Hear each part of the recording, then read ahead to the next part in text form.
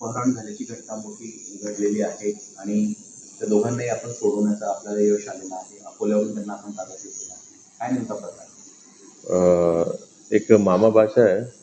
ते मामाचं आणि बाबाचं इथे एक मोबाईलचं होलसेल दुकान आहे गुलानी मार्केट जळगावमध्ये.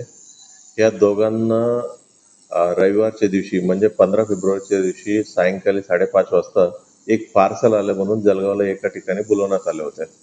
मग ते पार्सल कलेक्ट करायला तिथे गेले की ते दोघं सोबत गेलो होतं. पहिले एकांना बोलवलं की आतमध्ये जाऊन तुम्ही पार्सल कलेक्ट करा. मग तिकडे त्यांना बांधून ठेवलं आणि नंतर दुसऱ्या माणसाला आतमध्ये बोलवलं साईन करायला बहाणामध्ये. तिथं त्यांनाही बांधून घेतलं आणि दोघांना दम दिलं आणि दोघांना दम देऊन पहिला एकांना टू व्हीलरमध्ये बसून घेतलं आणि डायरेक्टली दम देऊन त्यांना डायरेक्टली अकोलापर्यंत घेऊन गेले होते. मग नंतर काय वेळेला तर दुसरा त्यांच्या बाच्याला पण तिथं अकोलापर्यंत घेऊन गेले होते. मग तिकडं दम दिला आणि सांगितलं की जरी तुम्हाला वगैरे सुरक्षित जरी सोडायचं असेल आम्हाला 20 लाख द्यावं लागेल म्हणून त्यांना तिथं दम देऊन त्यांना एका माणसाला सोडलं 20 लाख रुपये परत तिथे आणून द्या म्हणून. मग त्यांनी घाबरले होते.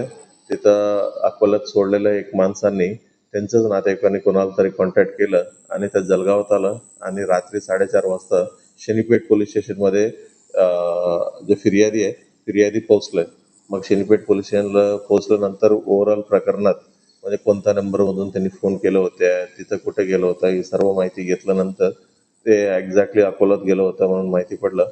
मग इमिडिएटली एक्झॅक्ट लोकेशन देखील आम्हाला माहिती पडल्यावर तिकडचं LCB वाल्यांच्या मदतीनं आरोपींना आम्ही ताब्यात घेतलं होतं. ते दिवशी रात्रीच आम्ही ताब्यात घेतलं होतं कालच्या दिवशी.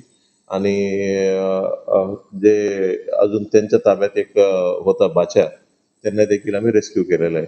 त्या मामाचं नाव आहे कृष्णकुमार चौधरी, बाच्याचं नाव आहे गणपतलाल माली. आणि ह्या प्रकरणामध्ये 3 आरोपींना आम्ही अटक केलेलं आहे. पहिल्या आरोपींचे नाव आहे यश जितेंद्र मकोडे, वय 24 वर्ष. दुसरा आरोपींचं नाव आहे युवराज गणेश पवार आणि तिसरा एक अल्पवयीन मुलगा. अशा 3 आरोपींना आम्ही अटक करण्यात आलेलं आहे.